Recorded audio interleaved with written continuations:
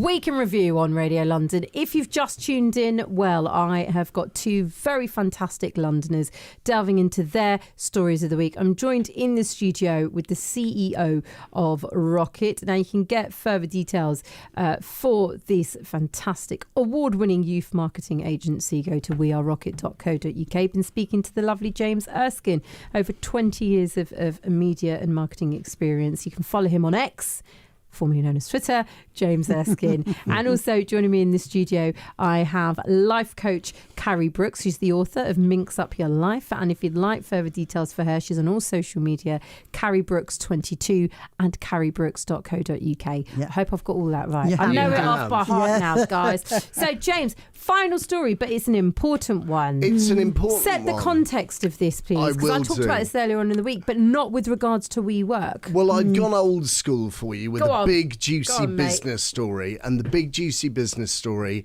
has kind of three facets to it. One, it's the sheer amount of money. So I'm looking at a piece in The Guardian and the FT, both talking about it from earlier this week.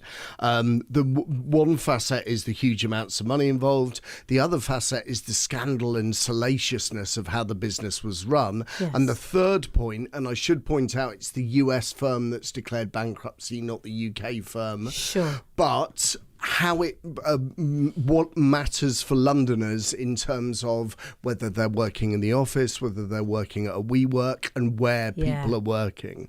Why don't we start with the money, because it's huge. The company, this is from The Guardian, the beleaguered company was once valued at $47 billion on the private market, and it's endured a 98% decline in its share price this year, leaving it with a market capital of less than £50 million. That's quite a decline from 48 billion to 50 million.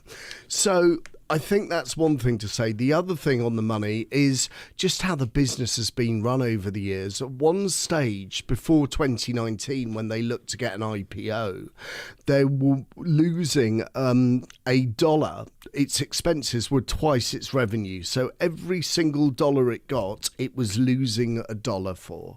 So it shows that it was expanding, it was getting bigger and bigger, but it never actually made money. But people always see WeWork everywhere in London. But is this more about the business, or is this more around people working from home as opposed to being in the office? It's a hugely good question, Shay. So when you look at the model, it's a simple model, effectively.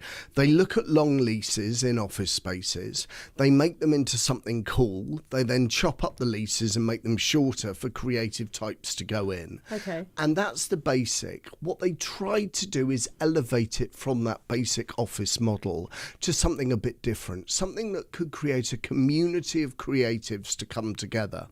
The trouble is, the creatives aren't coming into town anymore. The creatives are working from home, particularly in those industries where they can work from home. Since the pandemic, they failed to cut back on the leases that they signed before the pandemic.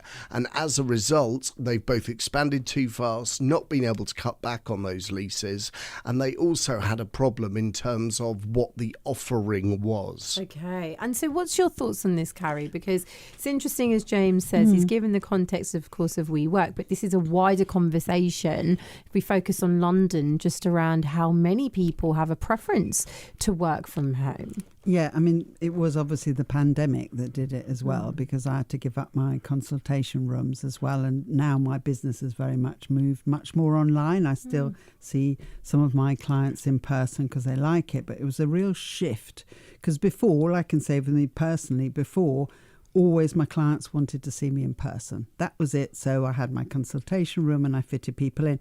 And then with the pandemic, everyone got used to online working. And now practically 95% of my clients want it online. So it's a real shift. And I have been in the WeWork, sometimes I needed, a room for a meeting or to do a course. So I did use theirs.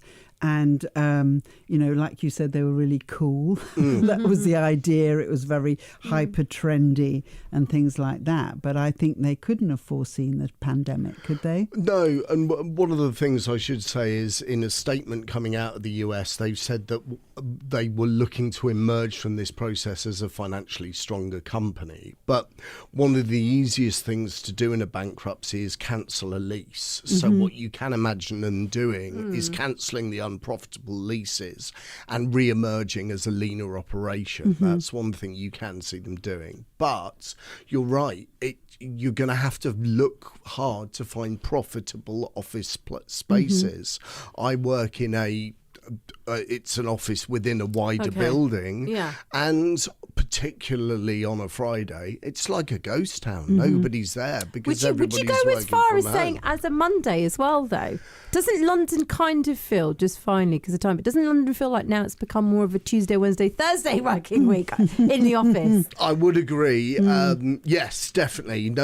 I don't go into the office on a Monday. Some of my team go into the office on a Monday. My days tend to be Tuesdays and Thursdays. So that keeps me regular. You're reflective of most Londoners, I think. Yeah. What's your thoughts, well, Carrie? Many of my clients who basically were in the office, then during the pandemic, totally online, and now they're a bit in the office, but they prefer home working.